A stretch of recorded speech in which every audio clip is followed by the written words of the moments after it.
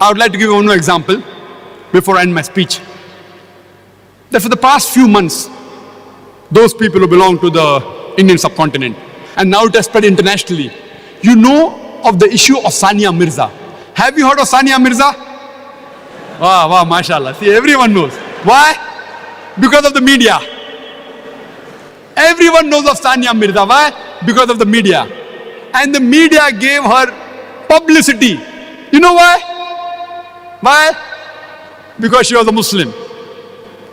Not only because she was a Muslim, because she was a Muslim and wearing clothes, skirts and shorts.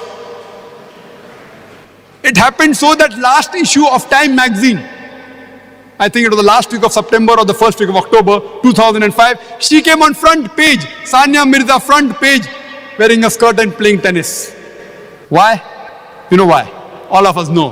For the past couple of months, the media was giving a hype. The fatwa was there that what clothes she is wearing, the mini skirts, is haram. It is prohibited. And there's a big hue and cry. All the media, all the television channels going to Muslim ulamas and scholars, is it right or wrong? And most of them saying haram, haram, haram, and blowing it out of proportion. This is what the media does. It uses information and the way it presents it. So non-Muslim will think, what kind of a religion is this? There is a sportswoman and the religion is trying to stop her. What is there in Islam is haqq, we can't change it. What is wrong is wrong. But how do you convey the message is important. Allah says in Surah Nahl, chapter number 16, verse number 125, Udu ila sabili rabbika bil hikmah wal ma'azit al hasna wajadilum billati hasan. Invite all to the way of thy Lord with wisdom and beautiful preaching, and argue with them and reason with them in the ways that are best and most gracious. When I was given the opportunity, I normally don't speak to the media. I've got my own reasons to the normal media, and I'll tell you why later on. But we normally have a weekly gathering in Bombay where I handle question and answer session. There are a few hundred people who gather there. And then this question was asked to me, and I told them that you should know how to reply to the media. My first question to the international media is that why are you going and asking the Muslim ulama, the Muslim shuyukh, the Muslim scholars, whether the clothes Sania Mirza is wearing is right or wrong? She is only 34th seed. How much? 34th seed. Why don't you go and ask the Christian priest about Serena Williams? Serena Williams is seed number 1. Why don't you go and ask the Christian priest that what clothes Serena Williams is wearing is right or wrong? Why don't you ask? Why don't you go and ask the Pope in Vatican that the clothes Serena Williams and most of the people above Sania Mirza, 33, majority are Christians. Why don't you go and ask the Christian priest and the Pope the clothes she's wearing is right or wrong? If you read the Christian Bible, the Bible says in the book of Deuteronomy, chapter number 22, verse number 5, the woman shall not wear clothes that which pertain to a man, and a man shall not wear woman's clothes. All those who do that are an abomination to the Lord. It's mentioned in the 1 Timothy chapter number 2, verse number 9, that the woman should be dressed up modestly, with sobriety. They should not wear braided hair, or gold, or pearls, or costly array. A Christian woman is supposed to be covered. You see the example of the nuns. How are the nuns? The nuns are dressed up like the Muslimah. If you have seen the photograph of Mother Mary, may Allah be pleased with her, she's completely covered from head to toe. Only her face and hands up to the wrist is seen. You go and ask the Pope or the Christian priest, if a nun takes out her hijab and if she plays tennis in the skirts, what fatwa will you give? What opinion will you give?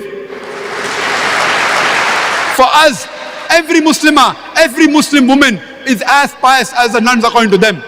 They are modest. We should know how to reply to the media. There were two groups amongst the Muslims. Most of the ulamas and shuyukhs, they said it is wrong. Couple of them, they give the fatwa right from where I don't know. But the so-called modern Muslim, inverted commas, you know what they said? In sports, why should Islam come in between? One Muslim politician said that these shuyukhs, these ulamas, they don't know about sports, so they should keep their mouth shut. I am telling this politician, if he does not know Islam, he should keep his mouth shut. There were Hindu politicians who said that Sania Mirza is the pride of our country. Any Indian who speaks against Sania Mirza is a Deshdrohi, is unpatriotic statements. I told that any person who supports the clothing of Sania Mirza is going against the Vedas. Because the Hindu Veda says in Rig Veda, book number 10, hymn number 85, verse number 30, the woman shall not wear clothes of the man and the man should not wear clothes of the wife. It's further mentioned in Rig Veda, book number 8, hymn number 33, verse number 19. It says that Brahma, Almighty God, has made you a woman, so lower your gaze and wear the veil. So in Hindu scripture also wearing skirts is haram. So any Indian who's supporting wearing skirt, I told that Hindu politician is going against the Hindu scriptures. Turn the tables over. Why are we in the firing line? Why don't they ask the Hindus, is it an Indian culture? And further, there was another Hindu politician who said that this is international sports. All these politicians, they belong to the same, whether Hindu, Muslim, Christian. Most of them, the birds of the same feather flock together. You know what did the Hindu politician, they said? It is an international sport. So you should maintain the dress code of the international sports. And people don't know that the clothes she wears, it improves the performance. I say, okay, I agree with you. We have to agree that the clothes that they prescribe, maybe the performance will be better. How much? 0.5%? 1%? Agree. Don't argue. But if we see in history, 20 years back, 25 years back, 15 years back, when women wore dresses while playing sports like badminton, they wore full dresses. Even today in Iran, women are wearing full dresses, wearing scarves and playing. Even if I agree with you that the performance is better wearing shorts, I'm asking the Hindu politician, tomorrow if beach volleyball becomes an international sport, will you send your daughter? Will she wear bikinis?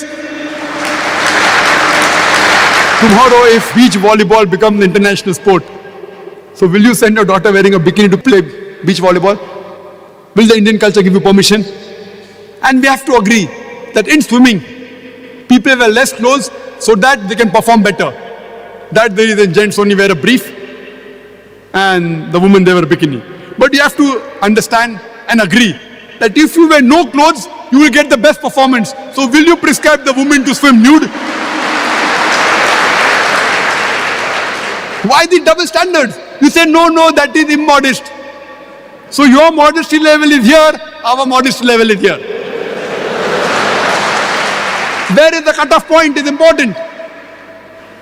What is modest for you is not modest for me. So why don't you prescribe that in swimming, the men and the women, they should swim nude. It will improve the performance, but no. They have the modesty level. So we should know how to reply and turn the tables over. Unfortunately, we are like sitting ducks. We have made ourselves a laughing stock in the media. Coming to the question, how should the ulmas reply? I am not against the ulmas because they aren't trained in the media. Normally, if someone asks me the Islamic viewpoint, what does Islam say about Sania Mirza being a sportswoman and she's wearing such clothes? Is it right or is it wrong? My reply would be, before I speak about Sania Mirza, I would like to tell you that there are Muslim gents who play cricket in Indian teams and the other teams. Many of them don't offer salah. Sahih Muslim says in the book of Salah that the difference between Iman and Kufr is Salah. Salah is the most important pillar after Tawheed. Very important. The biggest sin after Shirk is not offering Salah. So according to me, the Muslim gent sportsmen who play cricket and don't offer Salah are bigger sinner than Sania Mirza. At least Sania Mirza offers Salah.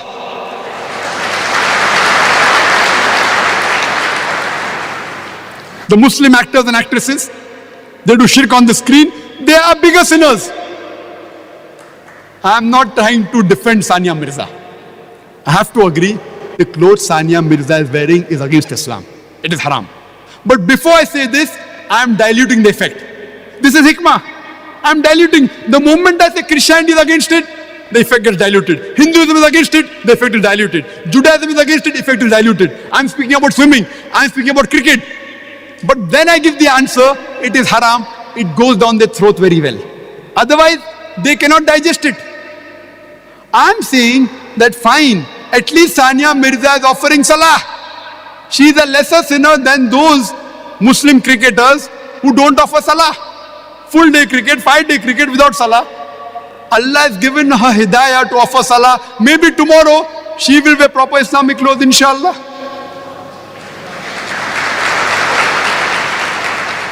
And the question whether she can play in a mixed gathering, that's another question. That doesn't mean I'm giving a fatwa, what she's doing is right. But we Muslims should know how to turn the tables over, how to give a reply with hikmah. The moment you give this reply, the whole thing is tuned down. Unfortunately, we make a laughing stock of ourselves in front of the media.